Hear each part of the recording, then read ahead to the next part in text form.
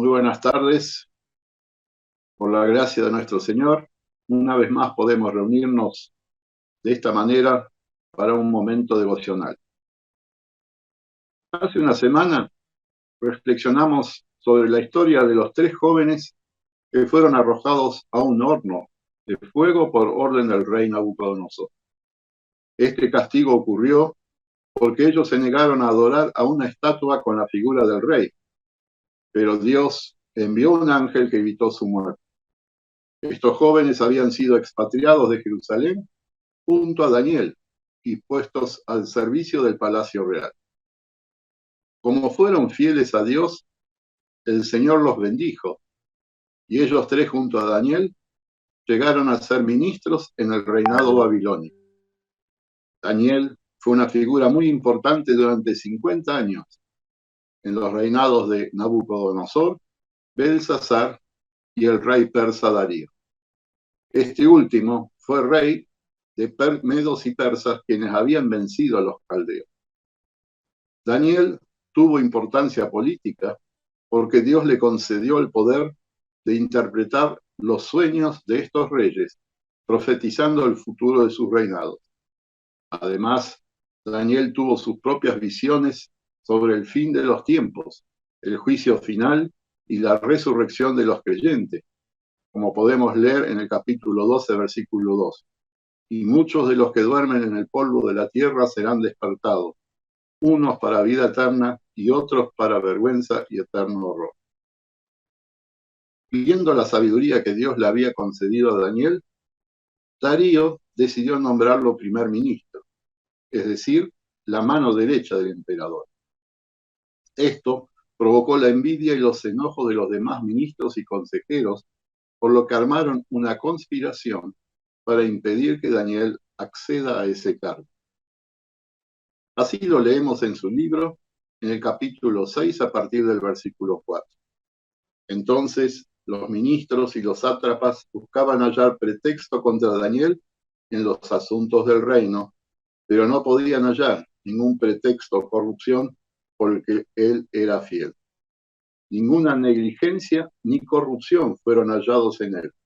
Entonces estos hombres dijeron: no hallaremos contra este Daniel ningún pretexto si no lo hallamos contra él en relación con la ley de su Dios. ¿Qué hicieron estos dignatarios de la corte?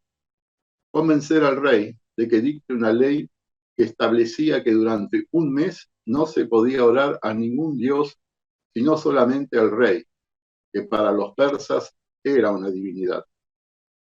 Quien desobedeciera el edicto era echado al foso de los leones, lo cual era una condena a muerte, tal como los caldeos usaban un horno de fuego. ¿Qué actitud tomó Daniel? Les leo los versículos siguientes. Cuando Daniel supo que el documento estaba firmado, entró en su casa y con las ventanas de su cámara abiertas hacia Jerusalén, se hincaba de rodillas 3 veces al día, y oraba y daba gracias a su Dios, como lo solía hacer antes. Entonces aquellos hombres se reunieron y hallaron a Daniel rogando e implorando delante de su Dios. Luego se acercaron y hablaron delante del rey acerca del edicto real. ¿No has firmado el edicto de que cualquiera que pida a cualquier dios u hombre fuera de ti durante 30 días, oh rey, sea echado al foso de los leones? El rey respondió y dijo: es verdad el asunto, conforme a la ley de medos y persas, la cual no puede ser abrogada.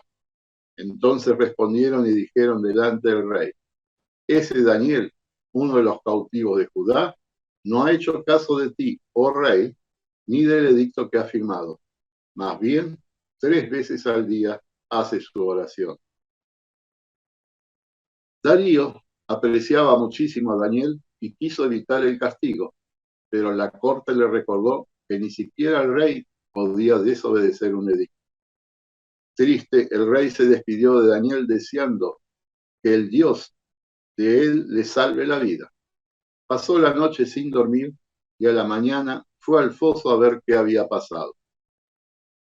Cuando el rey estuvo cerca, llamó con voz triste a Daniel diciendo: Daniel, siervo del Dios viviente, ¿pudo tu Dios, a quien sirves con tanta fidelidad, ¿Librarte de los leones? Y Daniel le respondió, que viva su majestad para siempre. Mi Dios envió su ángel, el cual cerró la boca de los leones, para que no me hiciera ningún daño, pues Dios sabe que soy inocente y que no he hecho nada malo contra su majestad. Entonces el rey se alegró mucho y ordenó que sacaran del foso a Daniel.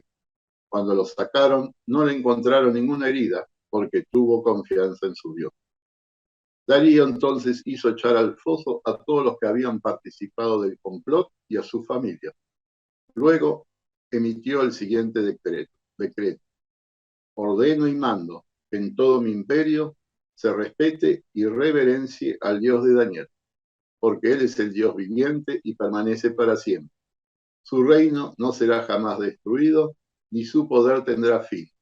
Él es el Salvador y el Libertador, el que hace señales maravillosas en el cielo, y en la tierra Él ha salvado a Daniel de las garras de los leones.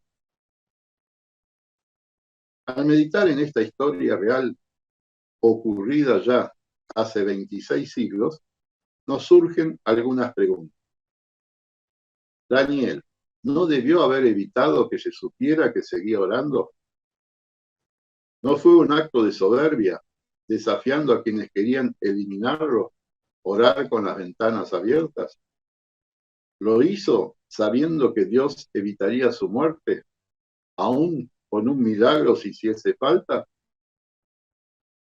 El texto dice claramente que Daniel siguió orando tal cual lo venía haciendo hace años, en su casa y en su pieza, por lo que no hubo ostentación de su parte.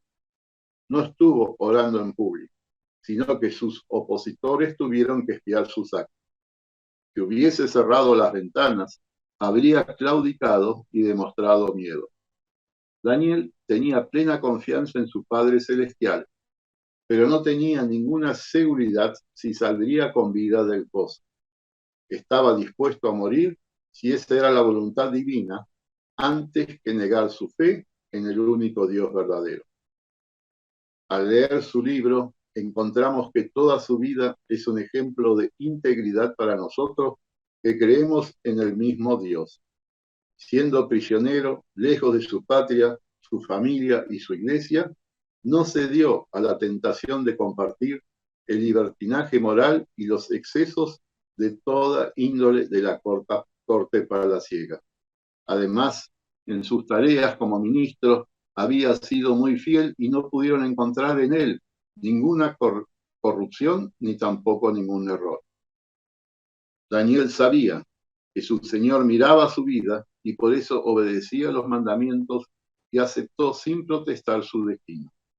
Debemos seguir su ejemplo de vivir como hijos de Dios en todo tiempo, en todo lugar y en toda circunstancia. Perseveremos en nuestras oraciones, en nuestras reuniones comunitarias, en familia y también en la soledad de nuestra pieza, con la confianza plena de ser escuchados y de recibir la respuesta solicitada, siempre dando gracias por todos los beneficios recibidos.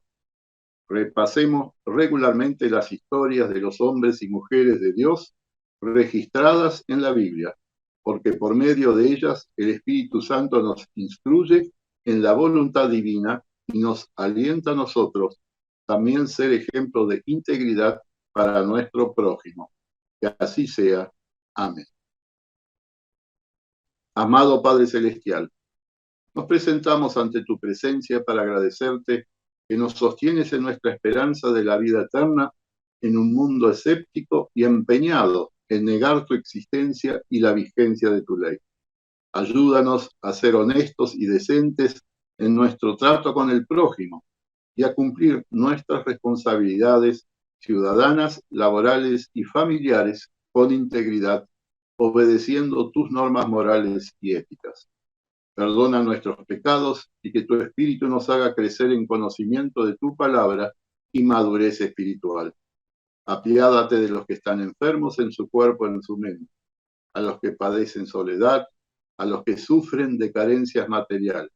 Concédeles la solución a sus tribulaciones según tu sabiduría y amor infinito.